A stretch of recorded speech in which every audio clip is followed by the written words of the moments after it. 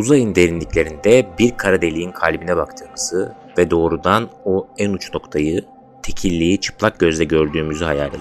Eğer bu mümkün olsaydı fizik kanunları paramparça olabilir, uzay ve zaman kavramlarımız çökerdi. Neyse ki evren böyle bir kaosa izin vermiyor gibi görünüyor. Kozmik sansür hipotezi, evrenin mahrem sırlarını bir perde arkasında tuttuğunu öne süren çarpıcı bir fikirdir. Bu hipoteze göre bir yıldız çöktüğünde ortaya çıkan tekillikler daima bir olay ufkunun arkasında gizlenir. Yani kara deliğin içinde kalır ve dışarıdan çıplak tekillik olarak görülemez. Peki bu neden önemli?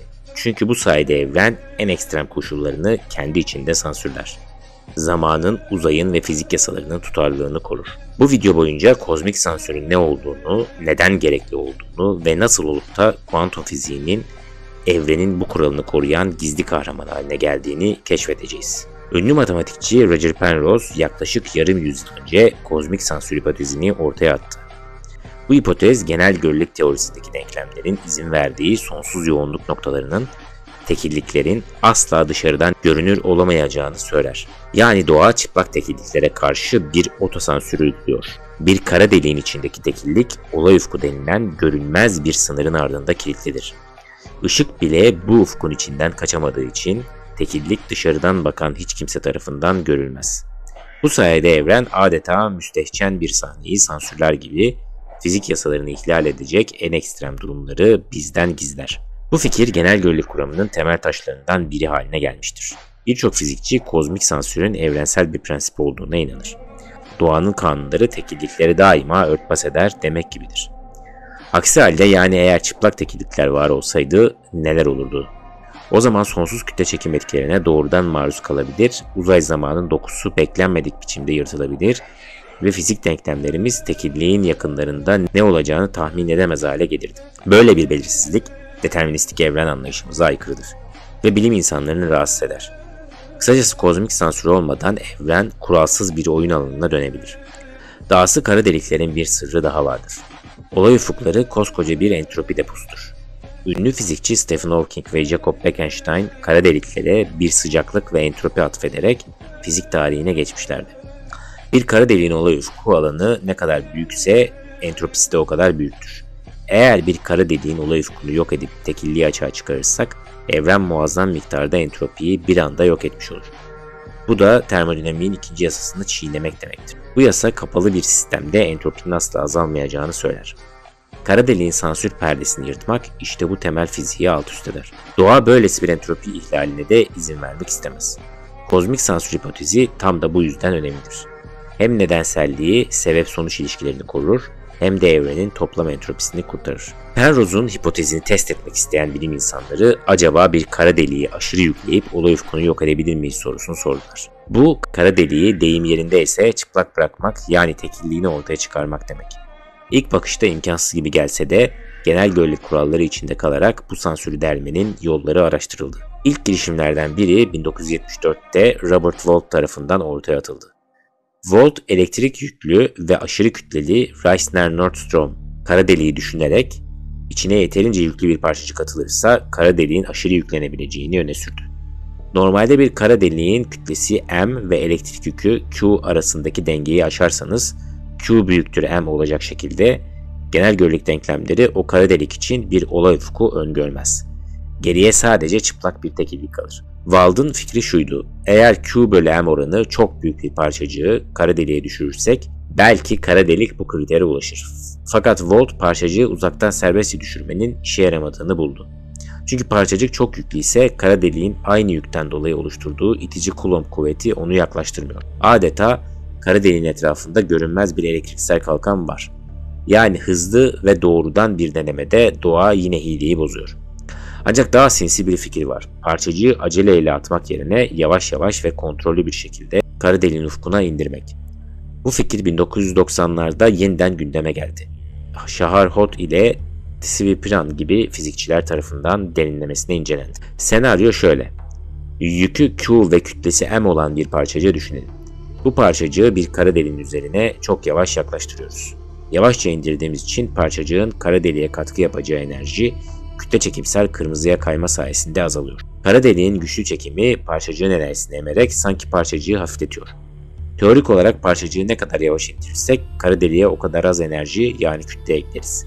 Neredeyse sıfır enerji eklerken aynı elektrik yükünü eklemeye çalışıyoruz.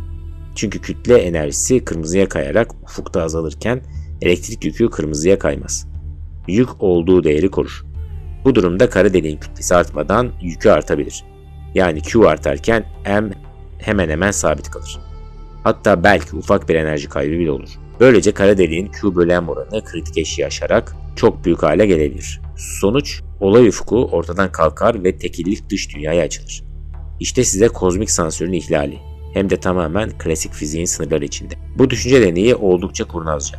Kara deliği bir nevi kandırarak onu içeriden patlatmaya çalışıyoruz. Bir benzetme yaparsak bu dev bir kasayı açmak için içine neredeyse hiç enerji koymadan sadece anahtar yükünü sokmaya benziyor. Kasa enerji algılamıyor ama içeride yük birikiyor ve mekanizmasını bozuyor. Peki bu planda ne ters gidebilir? İlk bakışta klasik fizik bu süreçte bir engel koymuyor gibi. Parçacığı yeterince yavaş ve dikkatli indirirsek kara delik aşırı yüklenip ufkunu kaybedebilir. Bu kozmik sansürün klasik genel görelilik içinde kesin bir yasa olmadığını ima ediyor. Yani doğa eğer sadece klasik yasalar geçerli olsaydı böylesi bir ekstrem bir durumda sansürü ihlal edebilirdi. Ama bu noktada hikayeye kuantum fiziği dahil oluyor. Klasik senaryoda hiçbir engel yok gibiydi. Fakat doğa görünmez iki kuantum mekanizmasıyla bu planı bozuyor. Adeta evrenin bekçi çiftleri diyebileceğimiz bu iki etki kara deliğin ufkunu korumak için devreye giriyor. Unruh-Wald ışıması ve Schwinger boşluk kutuplanması, vakum boşalması olarak da bilinir. Şimdi bunların ne olduğuna sırayla bakalım. Öncelikle Unruh-Wald ışıması. Kozmik termal dalga parçacığı yavaşça ufka indirmek demek. Onu kara deliğin çekimine karşı tutup ivmelendirmek demek. Yani parçacığı neredeyse düşecekken çekip tutuyoruz. Yine düşecek, yine tutuyoruz. Fizikte uzun süre sabit ivmeyle hareket ettirilen bir nesnenin başına tuhaf bir şey gelir. Boşluk artık boşluk değildir. 1970'lerde William Unruh ve Robert Wald tarafından ortaya konan bu şaşırtıcı etkiye göre sürekli ivmelenen bir gözlemci veya parçacık uzay boşluğunu bir ısıtıcı gibi görmeye başlar. Dışarıdan bakan biri için boş olan uzay ivmeli referans çerçevesinde bir sıcaklıkla dolar. Bu Unruh ışıması veya Unruh efekti olarak bilinir. Kara delik yakınında parçacığı elde tutmaya çalıştığımızda tam olarak bu olur. Parçacık muazzam bir ivmeye maruz kalır ve çevresinde izotropik her yönden eşit bir termal ışınım hisseder. Sanki kara deliğin dibinde görünmez bir sıcak radyasyon denizine dalmış gibidir. Peki bu ışımanın kozmik sansürle ne ilgisi var? Unruh ışıması yüklü parçacığa bir yüzerlik, kaldırma kuvveti sağlar. Parçacık bu radyatif baskı yüzünden olay ufkuna doğru itilmek yerine hafifçe yukarıya doğru itilir. Tıpkı suyun kaldırma kuvvetinin bir cismi batmaktan alıkoyması gibi. Başka bir deyişle parçacığı ne kadar aşağı itmek istesek de kuantum kaynaklı bu termal yastık onu tamamen ufka yapıştırmamıza engel olur. Parçacık olay ufkuna sonsuz derecede yakın mesafede duramaz. Biraz üstünde yüzer halde kalır. Biz de en sonunda parçacığı o noktada bırakmak zorunda kalırız. Bu ne anlama geliyor? Daha önce hesapladığımız neredeyse sıfır enerjiyle yük ekleme planı suya düşüyor. Çünkü parçacığı ufka kadar indiremedik. Onu bırakmak zorunda olduğumuz yükseklikten içeri düşerken yine de az da olsa enerji taşıyor olacak. Dolayısıyla kara deliğe eklenen kütle enerjiyi tamamen önleyemedik. Unruh-Wald ışıması sayesinde doğa bedava yük transferi yapamazsın diyerek fren koyuyor. Bir an için bu etki olmasaydı ne olurdu? Parçacığı ufka kadar elimizde tutabilir ve kütlesini iyice kırmızıya kaydırıp neredeyse sıfırlayabilirdik. İşte kuantum bu noktada devreye girip bedava öğle yemeği yok diyor. Unruh etkisi olmasa klasik fizik tek başına kozmik sansürü koruyamazdı. Fakat kuantum vakumunun bu garip termal doğası kara deliği koruyan ilk mekanizma oluyor. Bunu kara deliğin etrafındaki görünmez bir kuantum kalkanı gibi düşünebilirsiniz.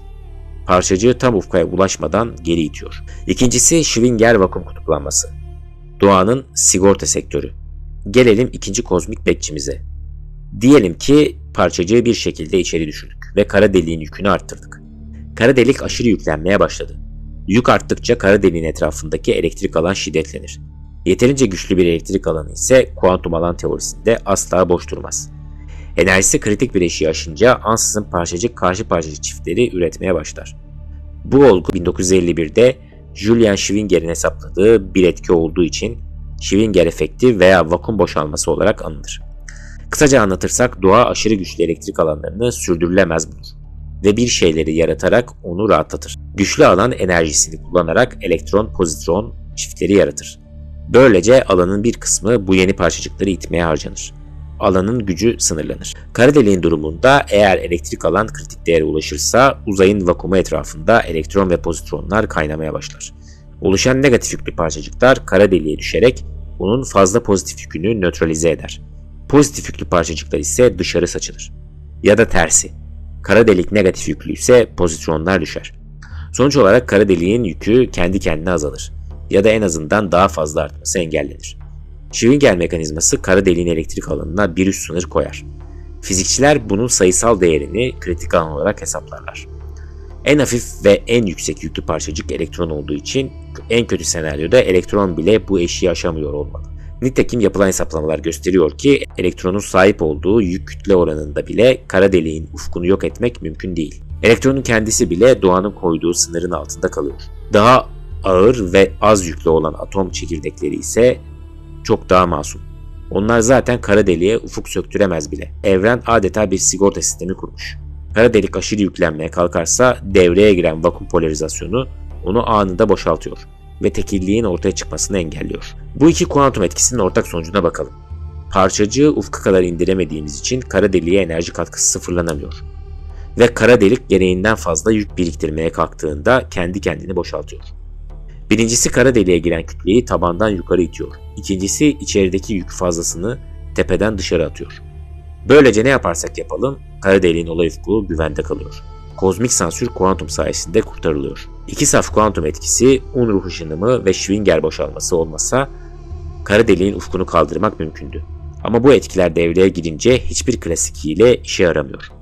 İşte bu noktada çok önemli bir sonuca varıyoruz.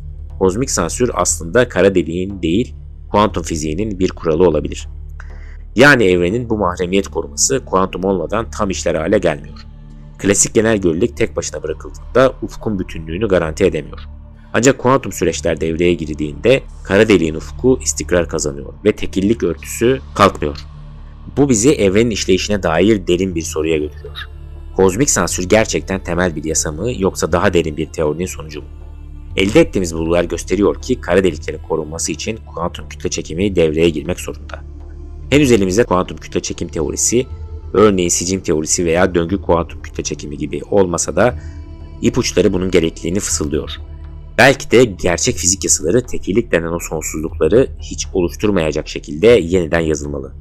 Nitekim bazı kuramlar tekilliğin yerini sonlu fakat ekstrem yoğunluklu yapılara bırakıyor ve büyük patlama tekilliğinin bir kuantum sıçramasıyla çözüldüğünü öne sürüyor. Her halükarda tekillikleri tamamen anlayabilmek için kuantum fiziğiyle göreliliği birleştirmek zorundayız. Kozmik sansür de işte bu birleşimin bir parçası.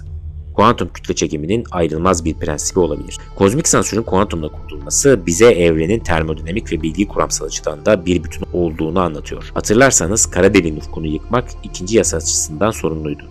Koca bir entropi yok oluyordu. Kuantum etkiler, Unruh ve Schrödinger bu entropi kaybını engelleyerek ikinci yasayı dolaylı olarak korumuş oldu. Yani zaman oku dediğimiz olgu bile entropinin artması kozmik sansürle el eledir. Makrokozmostaki kara deliklerle mikrokozmostaki termal kuantum etkiler tek bir amaç için birlikte çalışıyor. Evrenin mantığını muhafaza etmek. Bu işbirliği acaba evrenin tüm yasaları derinde bağlı mı sorusunu akla getiriyor.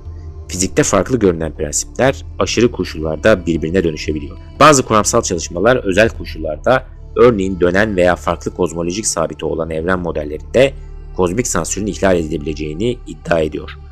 Örneğin dönen ker kara delikler aşırı döndürülürse teorik olarak ufuklarını kaybedebilir. Ancak daha yakından bakıldığında bu senaryoların çoğu ya dengesiz oluyor ya da gerçekleşmesi pratikte imkansız görünüyor. Genelde doğa bu açık kapıları bir şekilde kapatıyor. Yine de bilim insanları evrenin sınırlarını test etmeye devam ediyor. Acaba bir gün bir çıplak tekillik gözlenebilir mi? Sorusu tamamen dışlanmış değil. Hatta bazı astrofizik gözlemlerde galaksilerin merkezindeki süperkütleli cisimlerin spin dönme değerlerinin teorik sınıra çok yaklaştığı bulunmuş. Neredeyse ufuk kaldıracak kadar hızlı dönüyor. Ama hala tam değil. Bu da kozmik sansürün doğada bugüne kadar ihlal edilmediğine dair bir ipucu olarak görülebilir. Belki de gelecekte kuantum kütle çekimi teorimiz tamamlandığında kozmik sansür ya kesin bir yasak olarak kanıtlanacak ya da istisnai yollarla aşılabileceği gösterilecek. Şu anki bilgilerimiz kozmik sansürün evrenin derin bir ilkesi olduğu yönünde ağırlık kazanıyor. Sonuç olarak bir kara deliğe bakıp onun kalbindeki tekilliği asla doğrudan göremeyişimizin ardında yatan neden evrenin bir çeşit güvenlik protokolü olabilir. Kozmik sansür hipotezi evren kendini sansürler mi sorusuna güçlü bir evet, kuantum sayesinde sansürler cevabı veriyor. Klasik fiziğin duvarları çatladığında kuantum fiziği oraya harç olup boşlukları dolduruyor ve bütünlüğü sağlıyor.